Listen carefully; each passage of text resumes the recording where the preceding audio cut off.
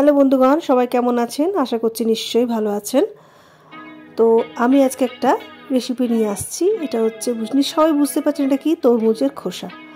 বাড়িতে তরমুজ নিয়ে এসছে, তো খোসাগুলোকে ভালো করে ধুয়ে নিলাম, নিয়ে একটুখানি পিলার দিয়ে ওগুলোকে ছাড়িয়ে নিলাম। ছাড়িয়ে নেওয়ার পরে ওগুলোকে একেবারে ছোটো ছোটো করে কাটবো। আগের বছরে যখন তরমুজ নিয়ে এসেছিলো তখনও কিন্তু একটা রেসিপি বানিয়েছিলাম, এবং সেটাও কিন্তু আমি আমার ব্লগে দিয়েছি বা আমার চ্যানেলে আছে, দেখে নিতে পারেন। বেশ ছোটো ছোটো ছোটো ছোটো পিস করবো, খুব ছোট্টো ছোট্টো করে, বেশি বড় করব না। এই পিসটা করে নিয়ে ভালো একটু অন্যরকমভাবে করে দেখি, ছেলে পিলে খাবে। তাদেরকে তো বলা যাবে না যে একদম কী হচ্ছে না হচ্ছে, তারা তাহলে হয়েই যাবে, খাবেই না কিছু। তো যাই হোক, ছোট্টো ছোট্টো করে পিস করে নিলাম, একদম কুচি কুচি করে। কড়াইয়ের মধ্যে একটু সামান্য তেল দিলাম, তেল দিয়ে একটু হলুদ দিয়ে দিলাম, দিয়ে এবারে খোসা তরমুজের ইয়েগুলো সব ভাজবো, তরমুজের টুকরোগুলো সব ভাজবো। সেগুলোকে একটু বেশ ভালো করে ভেজে নিলাম।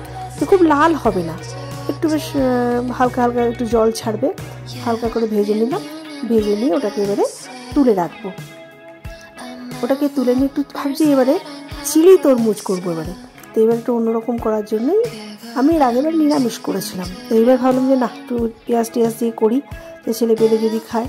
তো একটুখানি বড়ো বড়ো করে পেঁয়াজ কেটে নিলাম, যা করে চিলিতে যা করা হয়, ক্যাপসিকাম, টমেটো, কাঁচা লঙ্কা সব কিছু দিয়েই কুচি কুচি করে কেটে নিয়ে সব কিছু দিয়ে কড়াই ভালো করে নিয়ে নিলাম। খুব কম তেলই দিলাম, আগেরবার একটুখানি তেল দেওয়া ছিল, তো খুব কম তেল দিয়ে ওটাকে নেড়ে চেড়ে ভেজে নিলাম। ভেজে নিয়ে আমার কাছে ছিল চিলি পনিরের একটা মশলা ছিল, তো সেই মশলাটা আমি বাজার থেকে নিয়ে এসেছিলাম। তো সেইটা দিয়ে দিলাম, ওটার মধ্যে খুব সুন্দর সব কিছু মেশানো থাকে। তার মধ্যে একটু টমেটো সস আর একটু সোয়া সস, আর আমি একটু নুন দিলাম, একটু চিনি দিলাম খুব সামান্য করে, আর একটু লঙ্কা গুঁড়ো দিলাম। দিয়ে পরে এদিকে তরমুজের যে পিসগুলো কেটে ভেজে রেখেছিলাম সেগুলোকেও দিয়ে একটুখানি নাড়াচাড়া করে নিলাম।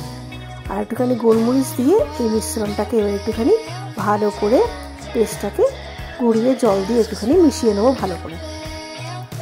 খুব বেশিক্ষণ সময় লাগবে না, হ্যাঁ, একদম কম সময়ের মধ্যেই এটা হয়ে যাবে। কারণ যেহেতু আমি একটু ভেজে রেখেছিলাম, নিয়ে ওই জল দিয়ে ভালো করে এবার বাটিটা ধুয়ে সব জলটা পরিষ্কার করে দিয়ে ওটাকে এবার ভালো করে ফুটতে দেবো। বেশি গাছই ফুটতে দিয়ে দিচ্ছি। আমার এই রেসিপিটা আপনাদের কেমন লাগলো অবশ্যই কমেন্টস করে জানান, এবং লাইক কমেন্ট শেয়ার অবশ্যই করবেন। আর ভালো লাগলে তো আপনারা বাড়িতে তৈরি করুন, খাওয়ান সবাইকে। আর এটার নাম আমি দিচ্ছি চিলি তরমুজ। তো সঙ্গে থাকুন, পাশে থাকুন। অনেক অনেক ধন্যবাদ। Bye bye.